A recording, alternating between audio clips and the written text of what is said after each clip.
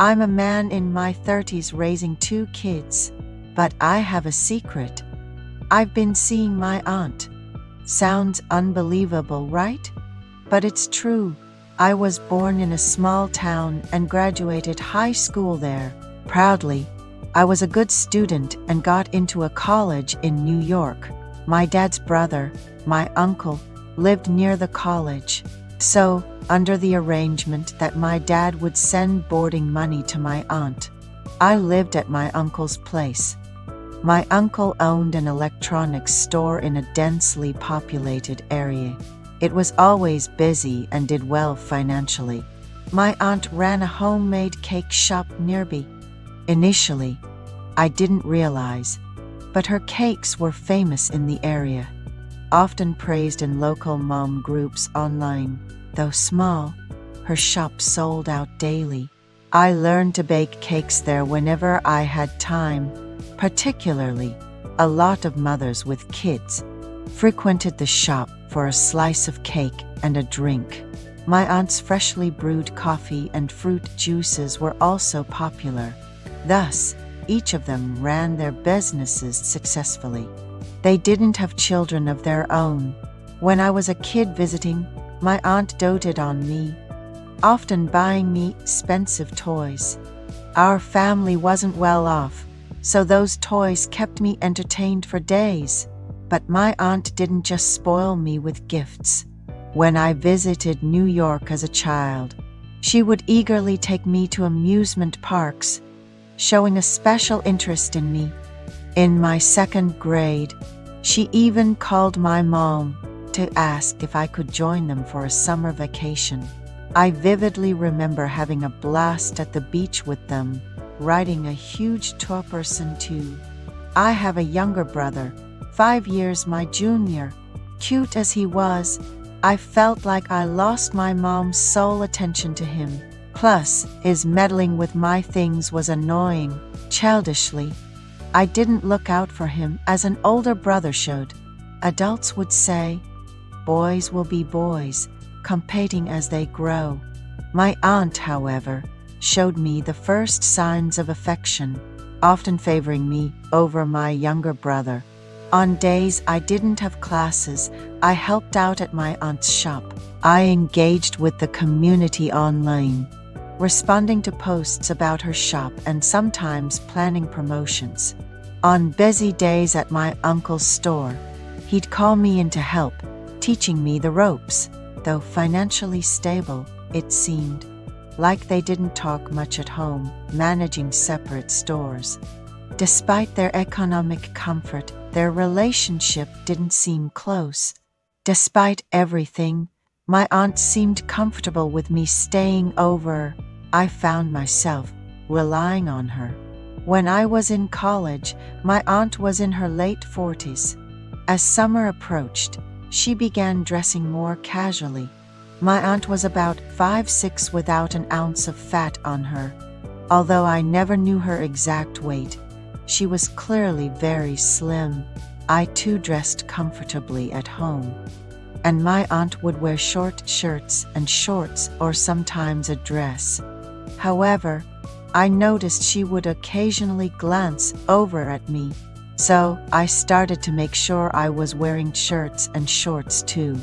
My aunt said it was fine to wear light clothes during the hot weather, but since she wasn't my mom, I felt a bit awkward dressing too casually. My aunt loved wearing a light, aquatic fragrance. My mom, on the other hand, only used skin and milk lotion. I had never seen perfume on her dresser, but being near my aunt, I always caught a fresh, pleasant scent that lifted my spirits. One day, I asked her, "Auntie, can I ask you something? You're so beautiful. I can only imagine how pretty a daughter like you would have been and how well you would have raised her." She didn't respond right away. Bringing up children in front of my aunt was a taboo I was unaware of, but I felt so at ease with her that I asked naturally. There must have been a reason she never brought up the topic of children herself, and realizing this, I covered my mouth with my hand. My aunt then shared, "We wanted to have children too, but it didn't happen for us." People often think having children is a given when you get married, but that's not the case for many couples. I hope when you, Ethan, get married, you'll be blessed with many beautiful children. Tears filled her clear eyes.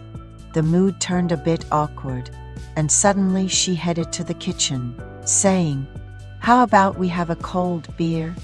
I offered, "I'll get it, and I'll cut up some mango too." Then she began, "Let me tell you our love story." She was preparing for job interviews in her senior year of college when a professor, who thought highly of her, introduced her to the son of an acquaintance. That man was my uncle.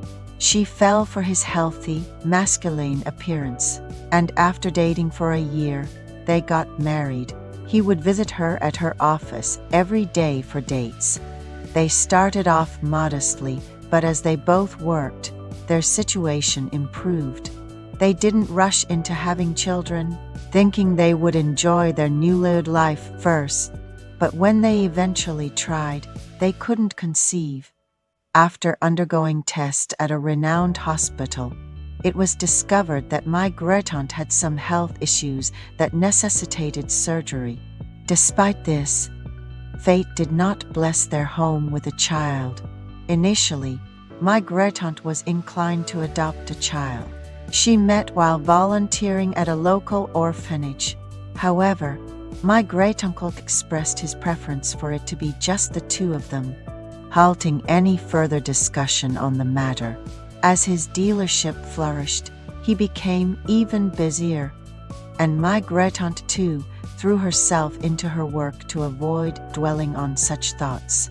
In my father's family, there are two brothers, my great-uncle and my dad. My great-aunt has younger siblings who have children much younger than me. Among all the relatives from both sides, I am the eldest grandchild.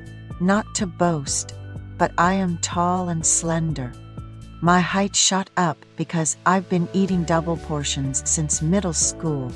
Somehow all of it went into making me taller rather than heavier. Our family went through tough times, but our fridge was always stocked with meat. I later learned that my great-aunt insisted on providing enough protein for a growing boy. Thus, she sent money for that purpose. She was the one who supported me unconditionally as I grew, from elementary to high school. Every new school year, it was my great-aunt who bought me my backpacks and even supported me with my school uniform expenses. When my mom found it challenging to afford my tutoring fees, she called my great-aunt, who didn't hesitate to support my education. She told my mom that she would spare no expense for my studies, believing in my potential. I only found out about this later and was amazed that we could afford tutoring given our financial situation. Thanks to her support, I was accepted into a university in New York. I expressed my gratitude to my great-aunt, promising to repay her kindness now that I've reached adulthood. She brushed off my offer, telling me that understanding her intentions was enough, and asked me not to worry about repaying her. I was oblivious to the fact that it was thanks to my great-aunt that I could attend a prestigious university.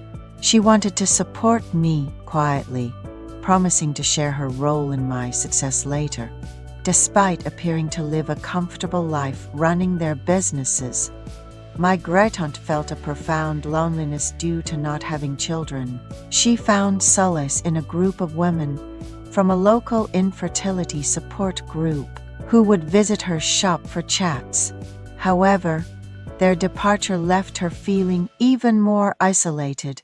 Despite her outward smiles, she confessed that living a childless life with her husband was incredibly challenging, breaking down and crying into my lap.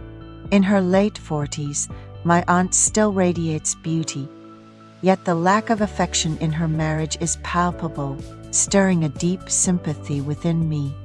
My heart sank further upon hearing her shocking revelation.